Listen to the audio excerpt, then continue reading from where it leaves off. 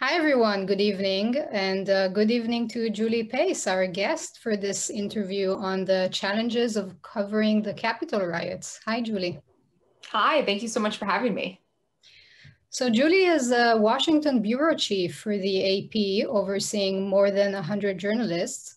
Prior to that, she was AP's chief White House correspondent, covering the presidencies of both Barack Obama and Donald Trump.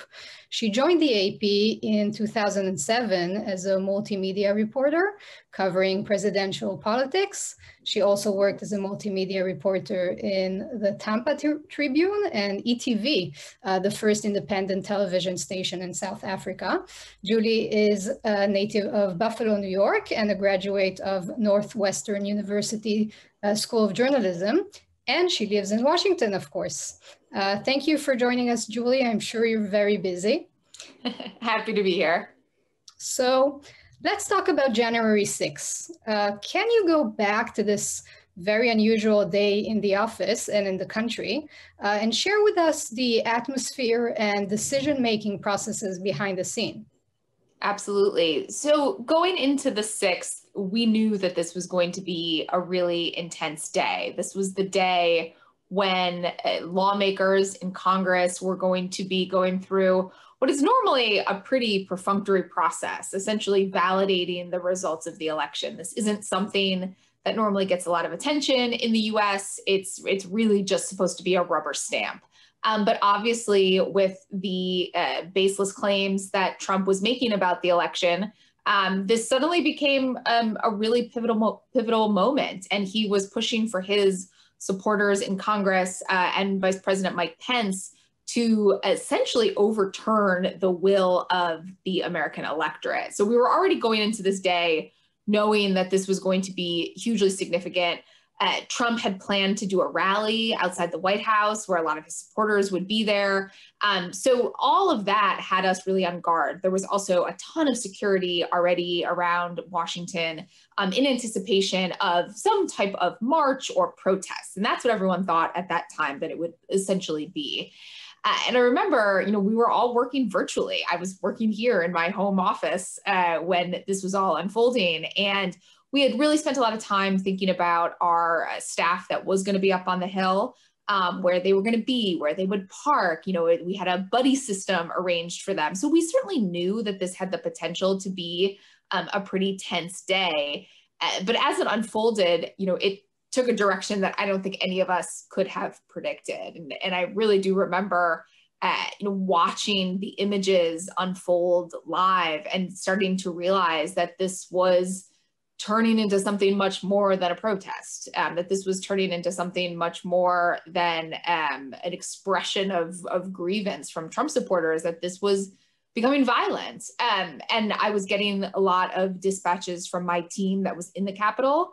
And they were also kind of realizing this in real time. I think one of the things now that is interesting to look back on is that, we have such a clear picture of what that day looks like. But in the moment, you were just sort of piecing together these individual data points. And I do think it took us a little while to realize what we were dealing with. And ultimately, what we were dealing with was an insurrection, a riot on the US Capitol, and an attempt to overturn a free and fair election, which is, still a couple months out from it, still a pretty remarkable thing to say. So you were actually working remotely, the whole office, while this was going on, which is— It was really difficult.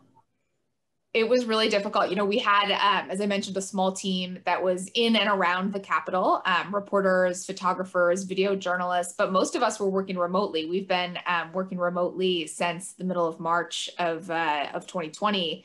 Because of the pandemic. And so that's one of the things that honestly made it a lot more difficult, is that you were having to deal with just the logistics of being all separated. And for reporters and journalists, that in a breaking news situation, it's just so much easier to be together. You can be talking in real time, have that free flow of conversation happening. You can be comparing notes, running across the newsroom. Hey, did you see this? I just heard from this person. And we were having to do it all over Zoom and cell phones and Slack and email. And it was the one day, I look back at this past year and I think we've done pretty well being remote, it was the one day that I really missed being in the newsroom, because I think that while I'm certainly deeply proud of our coverage, and I think from the outside, it probably didn't look like it was any more cumbersome. It made a challenging day that much more difficult for us to be remote. For sure, it's really hard to imagine, a news desk working remotely. But can you share with us maybe a little bit more about the dilemmas around the content, or more precisely, the framing of the events? You said that at the beginning you weren't so sure, what exactly is happening, but it became clearer, as events unfolded. So what about really the framing of the situation? I mean, we know the AP has, a certain language, and is considered, very cautious in its report. So how do you frame such a crazy event with, cautious wording? Well, and this was one of the first things we had to figure out, is what we were going to call this, what was unfolding. And we started in the sort of early moments, we were describing it as a protest. This is the point in which Trump supporters are walking from the White House to the Capitol. They're arriving, they're outside the building still, and we're calling it a protest or a demonstration. And, we stuck with that wording for a little while. And then I remember there were these scenes that we started to see that were pretty violent. There were some clashes between members of the media and Trump supporters. We had some equipment from one of our AP television crews that was destroyed. And so then we started calling it, we upgraded it a bit. This is still sort of early afternoon on the 6th. We started calling it a violent protest. So we upgraded that. And then we got to that moment, though, where the protesters are now storming the Capitol. They've broken into the Capitol. They've broken through police barricades. They are smashing windows in the Capitol, trying to break down doors. They're in the offices of members of Congress. And, we had to pretty quickly decide whether this was a protest or not still, or whether this was something more. And I'm pretty proud of our decision on that, because we did move pretty quickly to call this a riot and an insurrection. And I think that was really important, because we had to make clear that this was not just a group of people that was showing up there because they were trying to support their favored candidate. This was a group that was actually trying to, in some cases, harm lawmakers, and certainly to try to disrupt and upend this democratic process. And I think the more video and photos that we've seen, and the more eyewitness accounts that we've seen, the clearer it became that this was a violent riot. And then ultimately, by the end of the day, we learned that it wasn't just violent, but that it was deadly. We had one Capitol police officer who was killed in the middle of a riot. We had one of the rioters who was shot and killed by police. And that, I think, just really clarified just the extent of what we were dealing with here. Many noticed, as happens in other events these days, that the storming was covered, tweeted, and broadcasted live on social media by people inside the building, while traditional media struggled to keep up. How does AP operate in these cases? Do you use social media live feeds to try, or you try to avoid that in order to verify their authenticity and content, while on the other hand risking being too slow? Yeah, no, it's a good question. I mean, I think in this case, we were able to do both. So, we had a team of reporters and photographers who were inside the Capitol. And so they were, for us, really our core set of witnesses. One of our terrific Pulitzer Prize winning reporters, Scotty Applewhite, was in the Capitol and refused to leave the House chamber as he was being told by security that he needed to get out. He said, I'm good. I'm the AP, I'm gonna stay. And so he really provided some of the first images of the scene in there. So we were able to rely on him and other eyewitness accounts from our journalists inside. But actually, social media was just also this huge advantage that we and other news organizations had, because you had lawmakers and staffers who were inside as well, who were tweeting, their accounts of what was happening, tweeting photos and video of what was happening.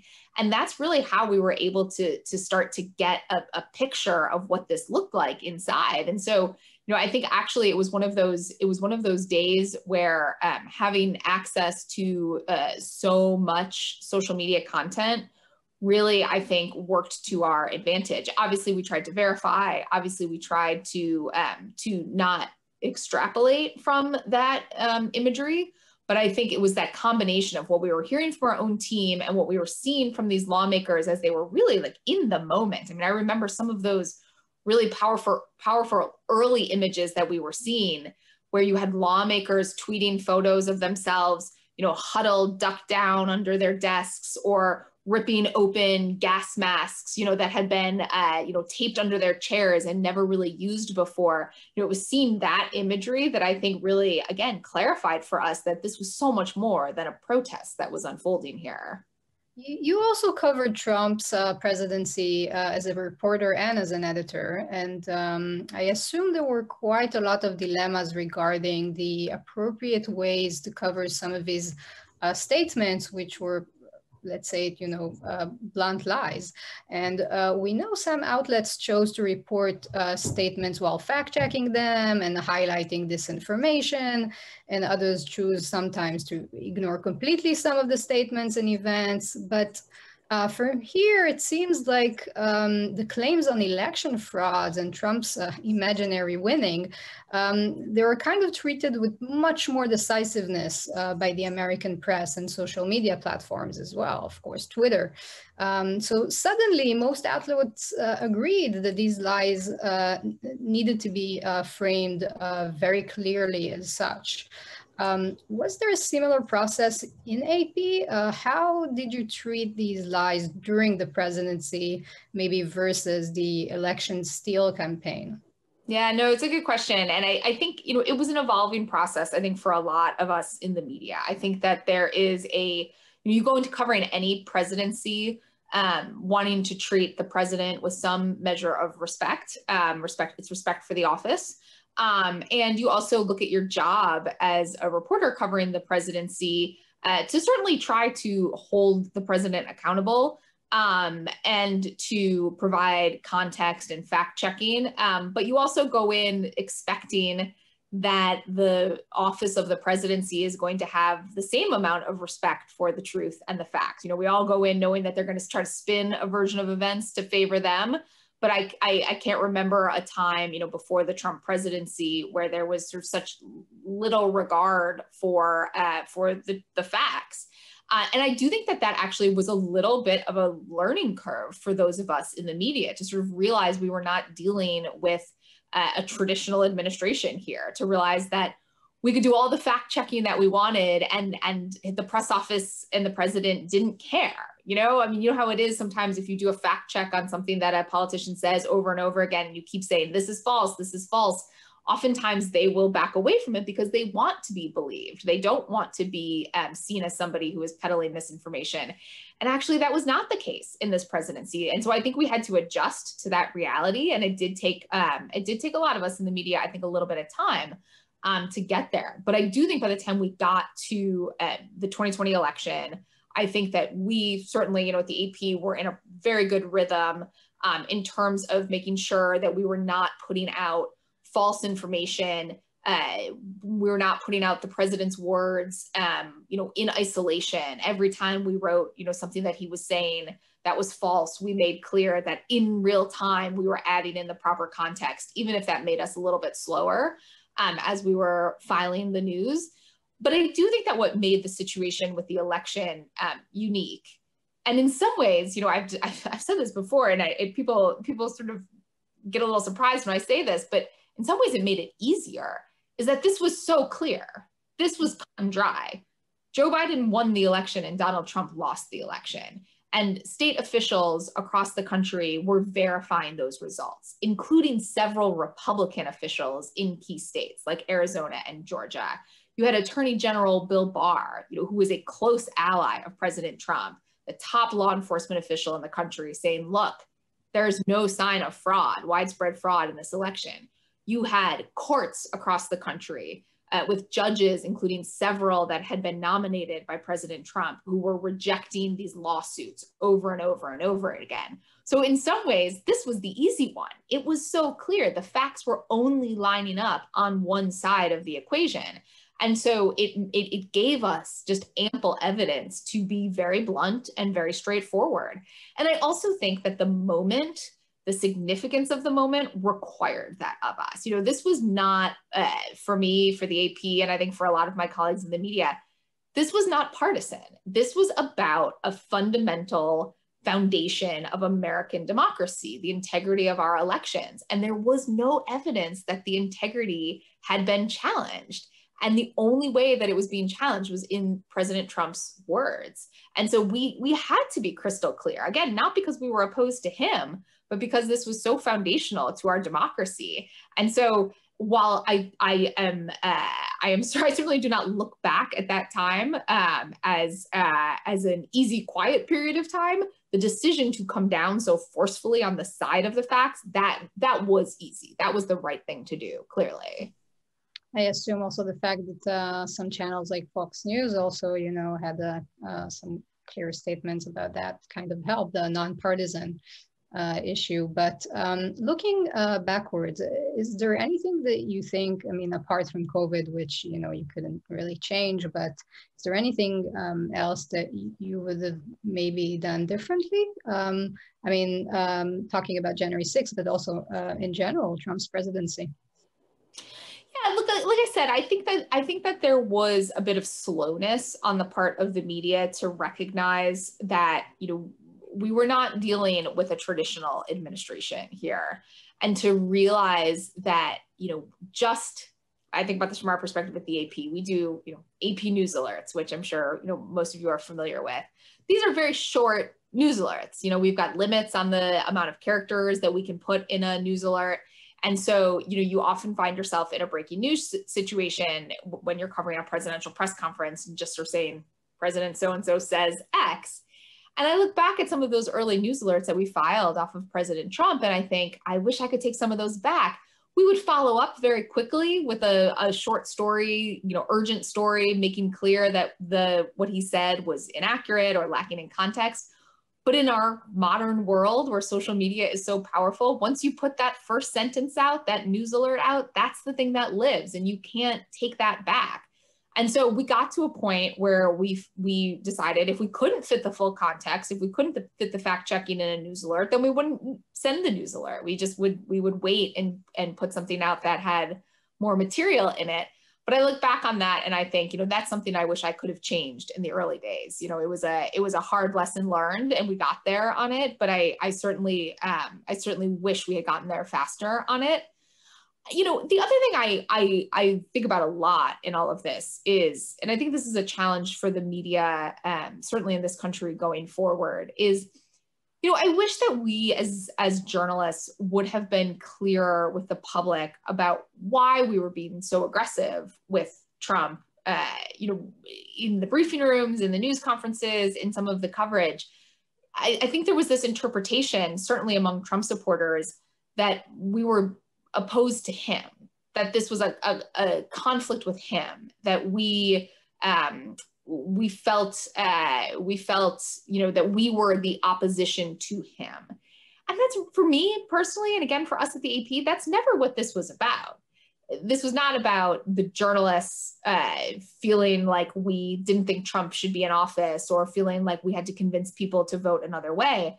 This was about a really unusual presidency, and a president who came into office with less experience than any of his modern predecessors, and a team of advisors that was in constant conflict with each other, and were implementing policies that were not fully thought out and were not fully vetted. And we needed to shine a spotlight on that. And I felt strongly that if we put that spotlight on that reporting on what was happening behind the scenes at the White House, and Americans still voted for Trump for a second term, fine. That's not my mission, to get people to change their vote, to get people to change their political persuasions. I just wanted to provide them all of the information, all of the real information that they needed to make that informed decision. And I wanted to make sure that they knew what the facts were. If they could read our facts and say, you know what? It appears as though the president might not be telling the truth on this one, but I'm okay with that. then that's on them. That's okay by me. I'm not trying to shape the way you vote. And I wish that we could have been clearer about just what our mission was there, because I think ultimately the narrative became for a lot of Trump supporters that we were just so viscerally opposed to him. And that really limited our ability to, I think, provide some factual information to a lot of Trump supporters. They kind of shut us out because they thought that we had this personal opposition to him. And that really wasn't the case. And so I hope going forward, as we think about coverage of this presidency and other presidents, that we can make it a little less personal and really focus on explaining for the public what our mission really is. That's actually a very interesting point, because I mean, if journalism's job is, to present the facts and let people, choose based on that knowledge, it's still a bit frustrating to see that people don't really care about the facts and they still make, the same choices. And look, I think that that's something that we as democracies have to reckon with. That we are living in an era right now where there are people who are choosing misinformation. They are choosing to believe conspiracy theories. I think what we have to do is focus really on what the facts are, right? And it can be really frustrating. I mean, certainly it was frustrating during the period around January 6th to know that we had been so clear and tried so many different ways to explain how the election had proceeded, to explain that there was no fraud, and there were still people who were willing to believe that that there was fraud, so much so that they stormed the Capitol. Yeah, that is a frustrating thing. But I do think that we have to stay very focused as journalists on on not being personally antagonistic toward the politicians we cover, because every time that happens, it lessens our ability to focus on those facts, right? If you can look back at a reporter's Twitter account and see that they're, launching some personal digs at the politician or the president, whoever, prime minister, whoever it is, that really undermines your credibility when you go to say, hey, I'm just trying to show you the facts here, right? So I think it is that kind of constant balance here. But yeah, I mean, it certainly is frustrating to me to know that there are people who are choosing actively to believe misinformation and conspiracies over facts. But that's a big societal problem. It involves technology. It involves, our politics, certainly our media, and it involves our willingness to all be good citizens as well. So that actually leads me to my last question directly. As you probably know, Israeli politics are extremely contentious and divisive, especially now, in a way that makes it, I think, very difficult for many journalists to stay objective while reporting the truth. I mean, the truth isn't always convenient for many Israelis as other nations. Sometimes, that's even the majority. So do you have any tips for your Israeli colleagues? Yeah, no, certainly. I mean, I've been following a lot of the news out of Israel closely. It's fascinating, and so many parallels at points in so many ways, with what we've been going through here in the US. At least not boring. That's for sure. It's not boring. We are all blessed to be covering some really interesting times and very interesting people. Like the Chinese curse, right? When you yeah, right. Exactly. I mean, I would say a couple of things about it. I think that one of the things that you want to do as a journalist, even if you've been in this business for a long time, is to every now and then, take a moment and just actually ask yourself, am I bringing a personal bias to this situation? I mean, I have found moments in my career, and not just covering President Trump, but I have found moments in my career where I've had to say, oh, wait, I might actually be thinking about this through a kind of personal lens as opposed to my professional journalistic lens. And there's nothing wrong with kind of acknowledging that to yourself. And then really, I think in those moments, taking extra pains to make sure that you're thinking through, the other arguments around it, that you're spending more time talking to sources who are on another side of an issue, and really making sure that you have a deep understanding, not just of kind of the facts over there, but also the motivations. I also think sometimes, we've all been in situations where sometimes journalists realize that they no longer can keep their personal opinions or biases, to themselves. And maybe it is time to move on. But for those of us who want to stay in the game, you know, I think it's really important to be aware that we all do come to the table with some biases. We're human beings. This is a human enterprise. We all have our own experiences. And then, as I said, to spend just extra time really making sure that you are doing the reporting, the legwork, to understand, you know, parts of an issue that might not come as naturally to you. And then the other thing I would say is to have, you know, some real clarity on what your mission is. The way I always explain it to our newsroom is exactly, you know, as I said it to you earlier here, my mission is not to influence how people vote. My job is not to influence whether you support a certain politician or not. My job is to give you all of the information, good, bad, ugly, that you need to make that decision. And if I've done my job well, and I've put all of that information out there, and it looks really bad for a politician, and you still choose to support that politician, that is your choice. In a free society, that is your choice. But I am going to give you all of the information that you need. I'm also going to give you good information when it comes up too. I'm not going to cherry pick and say, I'm only going to cover this politician negatively and this politician positively. I'm going to give you, again, the good, bad, and the ugly. But my job is as a provider of information, factual information. And then it's up to you as the public to decide what you want to do with that information. But I think it's really important for us as journalists to make sure we have that real clarity of mission. Well, with that clarity of mission, we'll end this interview. And thank you so much, Julie, for joining us. Thanks for having me. Really appreciate it.